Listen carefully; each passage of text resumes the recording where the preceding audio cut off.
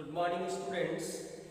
Raman physics classes के YouTube channel में आप सभी विद्यार्थियों का हार्दिक अभिनंदन है। बच्चों, बहुत दिन के बाद इस प्रकार के क्लास में आपसे मुलाकात हो रही है। आज हम लोग लंबे समय के बाद, लंबे गैपिंग के बाद नया चैप्टर शुरू करने जा रहे हैं जिसका नाम है ऑप्टिक्स।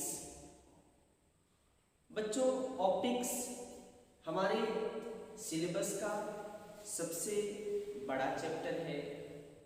बहुत सारी चीज़ों को इसमें सीखना है, बहुत सारी बातों को समझना है। डिराइवेशन है, डिफिनेशन है, ऑब्जेक्टिव है, न्यूमेरिकल्स भी है। जैसा कि आपको हम ऑप्टिक्स के बेसिक बातों का नोट्स आपके ग्रुप में भेज चुका हूं।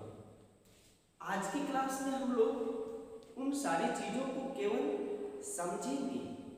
आज की वीडियो लेक्चर में आपको कोई चीज को लिखना नहीं है, क्योंकि आपके पास पहले से लिखा हुआ नोट्स पहुंच चुका है और मुझे उम्मीद है कि आप लोग उसे व्हाइट पेज वाले कॉपी में जरूर लिखे होंगे। ऑप्टिक्स को हम लोग व्हाइट पेज वाला कॉपी में ही पढ़ते हैं तो शायद ज्यादा अच्छा होता है। बच्चों, ऑप्टिक्स क्या है, मैं वहीं से बात को शुरू करता हूं। केवल आपको आज समझाना ही तो समझने का आप भरपूर कोशिश करेंगे। कहता है फिजिक्स का एक वैसा ब्रांच जिसमें लाइट, प्रकाश, लाइट और लाइट से संबंधित घटनाओं का अध्ययन करते हैं, फिजिक्स के उस ब्रांच को ऑप्टिक्स कहते हैं। इस लेसन में ना तो हम चार्ज के बारे में पढ़ेंगे, ना ही किसी फोर्स के बारे में पढ़ेंगे, ना ही किसी अन्य चीज के बारे में पढ़ेंगे। सिर्फ और सिर्फ हम लोग प्रकाश से संबंधित, लाइट से संबंधित बातें ही करेंगे और उससे संबंधित जितनी घटनाएं होती है, जितना उससे संबंधित फेनोमेनन्स होता है, हम उसी फेनोमेनन्स का इस लेसन में चर्चा करते हैं। इस प्रकार से अगर हम देखें तो इस चैप्टर का सबसे इंपॉर्टेंट अगर कोई चीज है तो वो लाइट है, प्रकाश है। तो हम लोग सबसे पहले थोड़ा सा लाइट से संबंधित कुछ बात कर लें। ऐसे आपको लिखने की कोई आवश्यकता नहीं है, क्योंकि आपको हम ऑलरेडी लिख के दे चुके हैं। लाइट क्या है? तो जैसा 11th क्लास में ही सीखे थे, लाइट एनर्जी का एक रूप है, ऊर्जा का एक रूप है। वैसा रूप जो हमारे आंखों को देखने की संवेदना प्रदान करता है। दैट मीन्स हमारा जो आई सिस्टम है, हमारा जो नेत्र है, वो तभी सेंसिटिव होता है, तभी जागरूक होता है, तभी काम करता है जब उस नेत्र को लाइट एनर्जी प्राप्त होता है। अगर लाइट एनर्जी ना रहे तो शायद मेरा ये आई सिस्टम, आंख वाला सिस्टम नहीं काम करेगा। इसलिए ये हमारे दैनिक जीवन से भी बहुत महत्वपूर्ण संबंध रखता है, बहुत महत्वपूर्ण रिलेशन रखता है। ये हमारे लाइफ का बहुत इंपॉर्टेंट पार्ट है। इसलिए हम इसे केवल परीक्षा के लिए नहीं पढ़ेंगे, हम इसे अपने व्यवहारिक जीवन के बेहतरीन के लिए भी इसको सीखेंगे। लाइट एनर्जी का एक रूप है जो हमें देखने की संवेदना प्रदान करता है। लाइट हमेशा स्ट्रेट लाइन में चलता है, इसमें इसकी विशेषता है बच्चों। लाइट हमेशा स्ट्रेट लाइन में चलता है, कभी ये टेढ़ा रास्ते पे गमन नहीं करता है। कहता है बच्चों अगली विशेषता कि लाइट जब किसी मीडियम में चलता है, किसी मीडियम में चलता है, जैसे ये मीडियम है, हवा, पानी, ग्लास, कुछ भी ले उसका जो स्पीड होता है उसको v से सूचित करते हैं। यही लाइट जब किसी वैक्यूम में चलता है, निर्वात जहां कुछ भी नहीं है, वैक्यूम में चलता है, तो उसके स्पीड को हम c से डिनोट करते हैं। और कहा जाता है कि दुनिया का सबसे तेज गति से चलने वाला अगर कोई एनर्जी है तो उसको हम लाइट कहते हैं। और लाइट का स्पीड निर्वात में, वैक्यूम में 3 गुने 10 के पावर 8 मीटर पर सेकेंड होता है। और ये कांस्टेंट है, कभी चेंज नहीं होगा। और पूरी यूनिवर्स का सबसे बड़ा स्पीड है। आज तक इससे बड़ा स्पीड ना किसी का हुआ है और मुझे उम्मीद है कि ना किसी का होगा। इसका मतलब ये ब्रह्मांड का सबसे बड़ा स्पीड है, जो किसके पास होता है, तो लाइट के पास होता है। यही लाइट जब किसी मीडियम में चलता है तो उसका स्पीड 3 गुने 10 के पावर 8 से थोड़ा सा कम हो जाता है। अब कितना कम होगा ये मीडियम पे डिपेंड करता है। ग्लास में अलग, पानी में अलग। और सबसे तेज जहां होता है वो वैक्यूम में होता है, जिसका वैल्यू है 3 × 10⁸ मीटर पर सेकेंड। ये हो गई बच्चों लाइट की छोटी छोटी विशेषता। इस चैप्टर का मेन हीरो समझिए इसको। तो हीरो का ये इंट्रोडक्शन बताए। लाइट हमेशा स्ट्रेट लाइन में चलता है। लाइट का सबसे बड़ा स्पीड वैक्यूम में होता है, 3 गुने 10 के पावर 8 मीटर पर सेकेंड होता है। यही स्पीड जब किसी अन्य मीडियम में बात करते हैं तो थोड़ा सा उससे कम हो जाता है, क्योंकि उससे बड़ा स्पीड कभी किसी का भी नहीं हो सकता है। और भी इसकी विशेषता है जो हम लोग समय समय पर देखते चलेंगे। एक तरह से बोलो, अगर इसको तुम फिल्म समझो तो फिल्म का मेन हीरो है। हीरो का ये छोटा सा इंट्रोडक्शन देखिए। अब हम लोग इस हीरो का इस फिल्म में पूरा एक्शन देखेंगे। हीरो, हीरोइन, विलेन सब आएगा इसमें, जो हम लोग एक एक करके उसके रोल को देखते चलेंगे। बच्चों इसके बाद हम आगे बढ़े, अगली बात सिखा दें आपको। हम लोगों को थोड़ी सी बात सीखना है मिरर के बारे में, दर्पण के बारे में, जो कि आपके नोट्स में लिखा हुआ है, लिखने की आवश्यकता नहीं। दर्पण क्या है, दर्पण किसे कहते हैं? तो बच्चों दर्पण कांच का वह टुकड़ा है, कांच का, किसी और चीज का नहीं। दर्पण ग्लास का वह टुकड़ा है जो हमें हमारे फेस को, हमारे तस्वीर को दिखाता है, लेकिन कैसे दिखाता है? तो कांच का वह टुकड़ा जिसका एक सतह, वन सरफेस पेंट किया हुआ हो या पॉलिश किया हुआ हो। तो जब तुम्हें कोई पूछे कि दर्पण क्या है तो आप बताएंगे दर्पण कांच का वह टुकड़ा है जिसका एक सतह, एक सरफेस पेंट किया हुआ रहता है या पॉलिश किया हुआ रहता है। जैसे मान लो बच्चों ये कांच का टुकड़ा है, ये कांच का टुकड़ा है, पारदर्शी कांच होना चाहिए। कांच में एक शब्द और जोड़ देंगे, ट्रांसपेरेंट होना चाहिए, पारदर्शी होना चाहिए। पारदर्शी ग्लास का वह टुकड़ा जिसका एक सतह, दोनों सतह नहीं, एक सतह पेंट किया हुआ हो, पॉलिश किया हुआ हो, हम ऐसे कांच के टुकड़े को मिरर का नाम देते हैं। अब बच्चों मिरर के कुछ टाइप्स होते हैं, कुछ प्रकार होते हैं। एक को हम कहते हैं प्लेन मिरर और एक को कहते हैं स्फेरिकल मिरर। प्लेन मिरर और स्फेरिकल मिरर को आप बहुत टेढ़ा मत समझो, बहुत सिंपल चीज है। कैसे सिंपल है?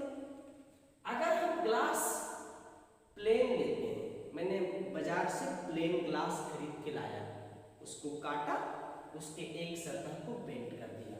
तो प्लेन ग्लास से जो दर्पण बनता है उसको हम प्लेन मिरर कहते हैं। बाजार से मैंने एक गोल ग्लास लाया, स्फेरिकल ग्लास, पारदर्शी था लेकिन स्फेरिकल था। जैसे मान के चलो ये रहा स्फेरिकल ग्लास। अब मैंने इसको काट दिया, कट कर दिया, तो एक टुकड़ा ऐसे बना, एक टुकड़ा ऐसे बना। अब मैंने इसके एक एक भाग को रंग दिया, इसको बाहर से रंग दिया, इसको भीतर से रंग दिया। तो बताओ काटने से पहले ये क्या था? स्फेरिकल ग्लास था। मैंने उसी से काट के दो दर्पण बनाया। तो जो स्फेरिकल ग्लास से बनता है उसको हम स्फेरिकल मिरर कहते हैं, और जो प्लेन ग्लास से बनता है उसको हम प्लेन मिरर कहते हैं। अब स्फेरिकल ग्लास के पास जाओगे तो इसमें दो टाइप्स, कॉनकेव और कॉन्वेक्स।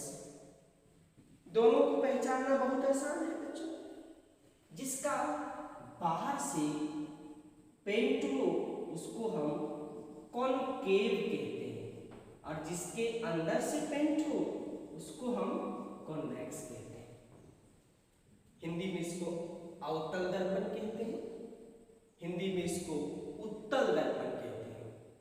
फिर से मैं याद दिला दूं, जिसका बाहर से पेंट हो उसको कॉनकेव कहते हैं, और जिसका अंदर से पेंट कर दिया गया हो उसको हम कॉन्वेक्स कहते हैं।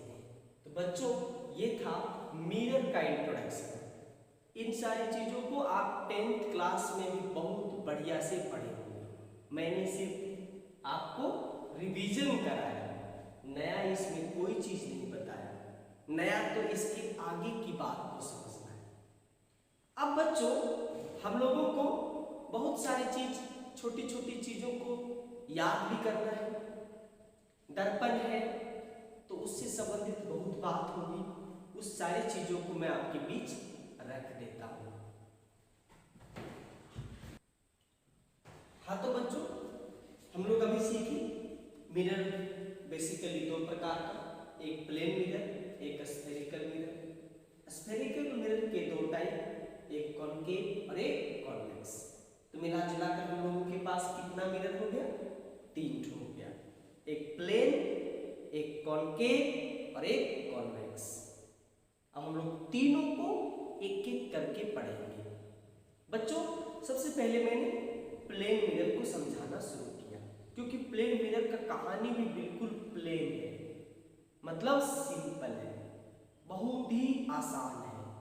समतल दर्पण, हम सबों के घर में जो दर्पण होता है वो समतल दर्पण ही होता है। ऐसी कोई कॉनकेव भी रख सकता है, कोई प्रतिबंध नहीं है, लेकिन सामान्य तौर पे हम लोग के घर में जो दर्पण है वह एक समतल दर्पण है। तो बच्चों अभी हम बताएंगे आपको कि समतल दर्पण के सामने जब कोई वस्तु को रखते हैं और दर्पण जब उसका प्रतिबिंब बनाता है तो उसके द्वारा जो प्रतिबिंब बनता है उसकी क्या क्या विशेषता होती है। यानी कि प्लेन मिरर के द्वारा जो प्रतिबिंब बनता है उसकी विशेषता क्या क्या होता है, आज हम लोग इसी का चर्चा करेंगे। बहुत आसान है। मैंने एक प्लेन मिरर बनाया, यहां से कुछ दूरी पर एक वस्तु रखा। वस्तु इस तरह से आयताकार शेप का है, एक किनारा का नाम AB है, एक किनारा का नाम CB है। ये ऑब्जेक्ट है। बच्चों दर्पण के सामने जिधर पेंट रहता है, जिस तरफ से पेंट होता है उस तरफ कभी भी वस्तु को नहीं रखा जाता है, क्योंकि उससे लाइट जब आएगा तो वो दर्पण उस पर जाने ही नहीं देगा।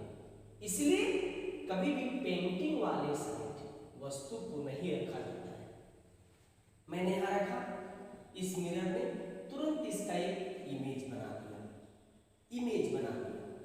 इमेज की विशेषता क्या क्या होगी तो बच्चों एक एक करके मैं समझाता हूं कि प्लेन मिरर के द्वारा जो इमेज बनता है उसका विशेषता क्या क्या होगा, प्रॉपर्टीज क्या होगा।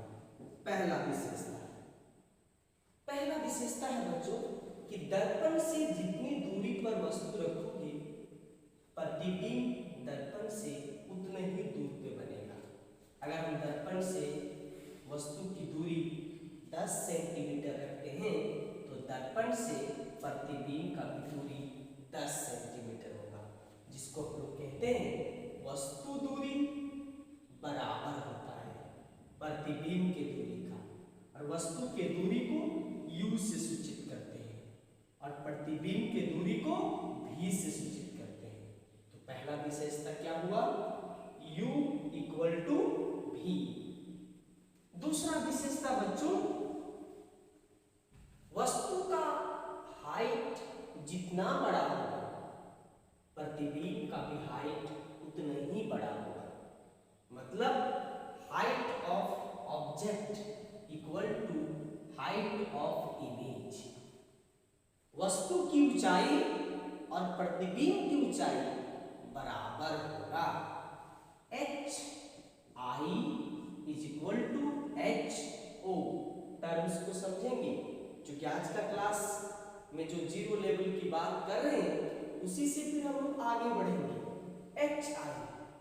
h मतलब हाइट, i मीन्स इमेज, बराबर होगा h o height of object, आपस में इक्वल होगा। प्लेन मिरर बहुत कुछ चेंज नहीं कर पाता है। वस्तु की दूरी और प्रतिबिंब की दूरी इक्वल्स, वस्तु की ऊंचाई प्रतिबिंब की ऊंचाई इक्वल्स, कोई खास परिवर्तन समतल दर्पण नहीं कर पाता है। तीसरी विशेषता, इसके द्वारा जितना भी प्रतिबिंब बनता है वह सब काल्पनिक होता है, वर्चुअल होता है और सीधा होता है, उल्टा कभी नहीं बना सकता है। इसलिए हम लोग कहते हैं बच्चों तीसरी विशेषता कि वर्चुअल होगा और साथ ही साथ इरेक्ट होगा। इरेक्ट मीन्स सीधा, वर्चुअल मीन्स काल्पनिक। तो प्लेन मिरर के द्वारा जितना भी इमेज बनता है वो सब वर्चुअल होता है और साथ ही साथ इरेक्ट होता है, जिसको हम लोग हिंदी में सीधा कहते हैं, काल्पनिक और सीधा।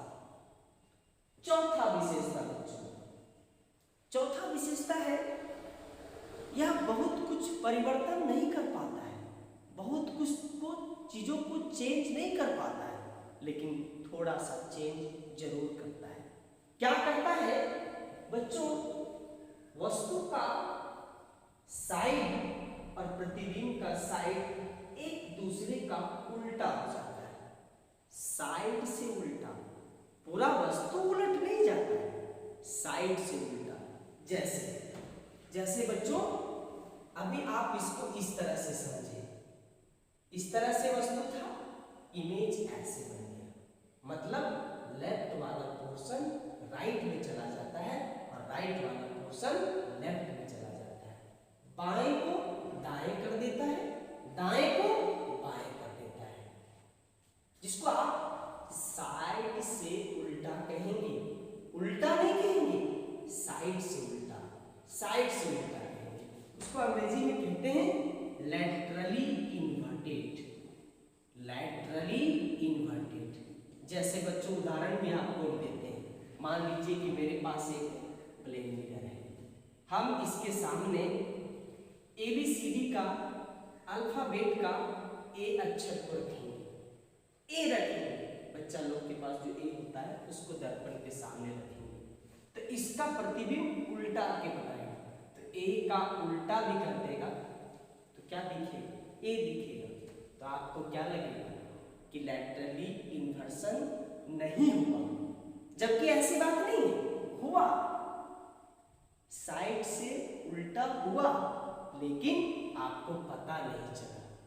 पता कहां चलेगा बच्चों, जैसे आप P अक्षर को रखेंगे तो इसका प्रतिबिंब Q के जैसा दिखेगा, तब आपको लगेगा कि लेफ्ट का क्या हो गया राइट, राइट का क्या हो गया लेफ्ट। तो बहुत ऐसे अक्षर हैं जिसको हम साइड से उल्टा कर देते हैं तो हमें बिल्कुल वैसे ही नजर आता है। इसका मतलब है वैसे अक्षर को सिमेट्रिकल लेटर्स कहा जाता है। ए क्या है, सिमेट्रिक लेटर्स है, जबकि P सिमेट्रिक नहीं है। जैसे बच्चों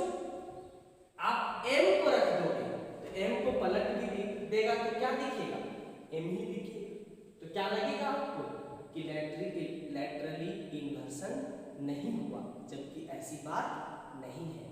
तो समतल दर्पण अक्षर को साइड से उल्टा कर देता है, वस्तु के साइड को पलट देता है, लेफ्ट को राइट, राइट को लेफ्ट कर देता है।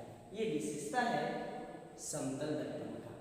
तो इस तरह की छोटे छोटे बातों को मैंने आपको समझाया कि प्लेन मिरर में जब भी कोई प्रतिबिंब बनता है तो उसकी विशेषता क्या क्या होती है। आगे की जो बात होगी बच्चों, आपके पास ये कॉपी में सब कुछ लिखा हुआ है, आगे की बात जो होगी वो नेक्स्ट वीडियो में बताएंगे और उसको पूरा विस्तार से समझाएंगे। आपको बोर्ड से कोई चीज को लिखने की आवश्यकता नहीं है, क्योंकि उसके लिए ऑलरेडी आपको हम नोट्स व्हाट्सएप ग्रुप में भेज चुके हैं और इन सारी चीजों को आप जल्दी सुन लेंगे, क्योंकि हम लोग इसको बहुत जल्द ही YouTube चैनल से डिलीट भी कर देंगे। इसलिए आप इसे जल्दी सुन लें, तभी आप इसका बेनिफिट ले सकते हैं।